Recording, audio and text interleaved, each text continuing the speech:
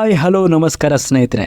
ಇವತ್ತು ನಿಮಗೆ ಈ ವಿಡಿಯೋದಲ್ಲಿ ತೋರಿಸ್ತಾ ಇರೋದು ಬುಲ್ ಟೆಂಪಲ್. ಸ್ನೇಹಿತರೆ, ನಂದಿ ದೇವಸ್ಥಾನ ಮತ್ತು ದೊಡ್ಡ ಬಸವನಗುಡಿ ಮುಂತಾದ ಇತರ ಹೆಸರುಗಳಿಂದ ಕರೆಯಲ್ಪಡುತ್ತೆ ಈ ಒಂದು ದೇವಸ್ಥಾನ. ಇದು ಬೆಂಗಳೂರಿನ ಅತ್ಯಂತ ಗಮನಾರ್ಹ ಮತ್ತು ಹಳೆಯ ದೇವಾಲಯಗಳಲ್ಲಿ ಒಂದಾಗಿದೆ. ಇದನ್ನ 1537ರಲ್ಲಿ ಬೆಂಗಳೂರು ನಗರದ ಸಂಸ್ಥಾಪಕರಾಗಿರುವಂತಹ ನಾಡಪ್ರಭು ಹಿರಿಯ ಕೆಂಪೇಗೌಡರವರು ನಿರ್ಮಿಸಿದರು. ಈ ಒಂದು ದೇವಾಲಯವು ನಂದಿಯ ಆರಾಧನೆಗಾಗಿಯೇ ಮೀಸಲಾಗಿರುವುದರಿಂದ ಇದನ್ನ ಬುಲ್ ಟೆಂಪಲ್ ಮತ್ತು ನಂದಿ ಟೆಂಪಲ್ ಎಂದು ಕರೆಯಲಾಗುತ್ತೆ. ಬುಲ್ಗೆ ಕನ್ನಡ ಪದ ಬಸವ, ಆದ್ದರಿಂದ ಈ ದೇವಾಲಯವು ದೊಡ್ಡ ಬಸವನಗುಡಿ ಎಂಬ ಸ್ಥಳೀಯ ಹೆಸರಿನಿಂದಲೂ ಸಹ ಕರೆಯಲ್ಪಡುತ್ತೆ. ಇಲ್ಲಿನ ಪ್ರಮುಖ ಆಕರ್ಷಣೆ ಎಂದರೆ ನಂದಿಯ ಪ್ರತಿಮೆಯು ಇಡೀ ಪ್ರಪಂಚದಲ್ಲಿಯೇ ಅತ್ಯಂತ ದೊಡ್ಡದಾಗಿದೆ ಎಂದು ಪರಿಗಣಿಸಲಾಗಿದೆ. ಗ್ರಾನೈಟ್ನ ಒಂದೇ ಒಂದು ಬಂಡಿಯಿಂದ ಮಾಡಲಾದ ನಂದಿಯ ವಿಗ್ರಹವು ಸುಮಾರು 20 ಅಡಿ ಉದ್ದ, 15 ಅಡಿ ಎತ್ತರವಿದೆ. ಇದನ್ನ ಸ್ತಂಭದ ಮೇಲೆ ಇರಿಸಲಾಗಿದೆ. ಹಿಂದೂ ಸಂಪ್ರದಾಯಗಳ ಪ್ರಕಾರ ಈ ದೇವಾಲಯವು ಪ್ರತಿಯೊಬ್ಬ ಶಿವಭಕ್ತರು ಭೇಟಿ ನೀಡಲೇಬೇಕಾದ ತಾಣವಾಗಿದೆ, ಏಕೆಂದರೆ ನಂದಿಯು ಶಿವನಿಗೆ ಹೆಚ್ಚಿನ ಪ್ರಾಮುಖ್ಯತೆಯನ್ನ ಹೊಂದಿದೆ.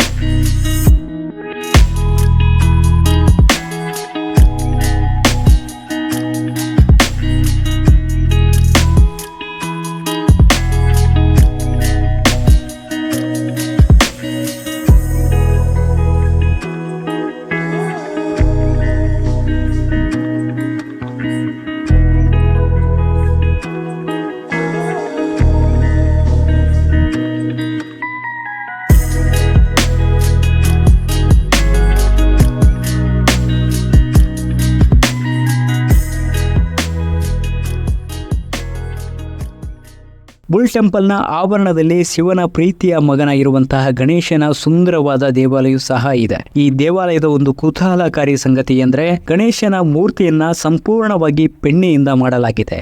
ಈ ಕಲಾತ್ಮಕ ಪ್ರತಿಮೆಯನ್ನು ತಯಾರಿಸಲು ಸುಮಾರು 110 ಕಿಲೋ ಬೆಣ್ಣೆಯನ್ನ ತೆಗೆದುಕೊಳ್ಳಲಾಗುತ್ತೆ ಮತ್ತು ಪ್ರತಿ 4 ವರ್ಷಗಳಿಗೊಮ್ಮೆ ಹೊಸ ಪ್ರತಿಮೆಯನ್ನ ತಯಾರಿಸಲಾಗುತ್ತೆ.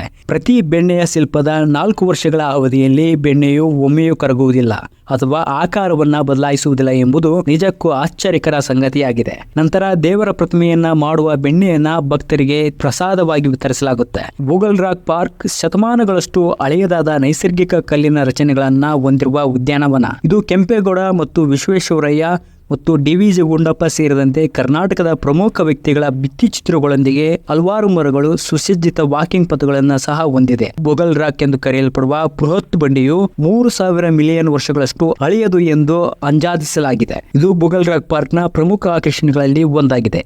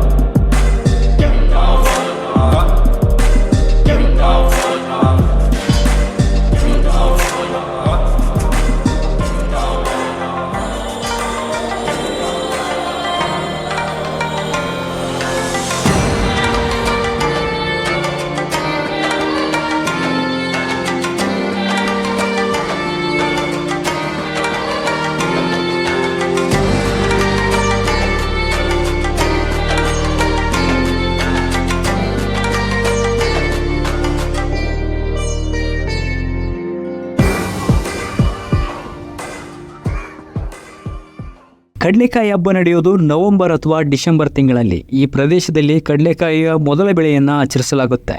ದಂತಕಥೆಯ ಪ್ರಕಾರ ಬಸವನಗುಡಿ ರೈತರು ತಮ್ಮ ಕಡಲೆಕಾಯಿಯನ್ನ ಕಾಡುಗೋಳಿ ತಿನ್ನುವ ಸಮಸ್ಯೆಯನ್ನ ಎದುರಿಸ್ತಾ ಇದ್ರು. ಕೊನೆಗೂ ಅವರ ಬೆಳೆಗಳ ರಕ್ಷಕನಾದ ನಂದಿಯ ಮೊರೆ ಹೋದ್ರು ಮತ್ತು ತಮ್ಮ ಸುಗ್ಗಿಯ ಭಾಗವನ್ನ ನಂದಿಗೆ ಅರ್ಪಿಸಿದರು. ಕೊನೆಗೂ ಗೋಳಿ ಅವರಿಗೆ ತೊಂದರೆಯಾಗುವುದನ್ನ ನಿಲ್ಲಿಸಿತು ಮತ್ತು ರೈತರು ಪ್ರತಿ ವರ್ಷ ನಂದಿಗೆ ಮೊದಲ ಬೆಳೆಯನ್ನ ಕಡಲೆಕಾಯಿಯನ್ನ ಅರ್ಪಿಸುವ ಸಂಪ್ರದಾಯವನ್ನ ಪ್ರಾರಂಭಿಸಿದ್ರು. ನಂತರ 2 ದಿನಗಳ ಮೇಳದಲ್ಲಿ ತಮ್ಮ ಉತ್ಪನ್ನಗಳನ್ನ ಮಾರಾಟ ಮಾಡಲು ಮುಂದಾಗುತ್ತಾರೆ. ಮಸಾಲೆಯುಕ್ತ, ಬೇಯಿಸಿದ, ಉಪ್ಪು ಸಹಿತ, ಹುರಿದ ಸಕ್ಕರೆ ಲೇಪಿತ ಮತ್ತು ಜೇನುತುಪ್ಪದಲ್ಲಿ ಹುರಿದ ವಿವಿಧ ರೀತಿಯ ಕುರುಕುಲಾದ ಕಡಲೆಕಾಯಿಗಳನ್ನ ಖರೀದಿಸಲು ಜನರು ಹೆಚ್ಚಿನ ಸಂಖ್ಯೆಯಲ್ಲಿ ದೇವಾಲಯಕ್ಕೆ ಸೇರುತ್ತಾರೆ.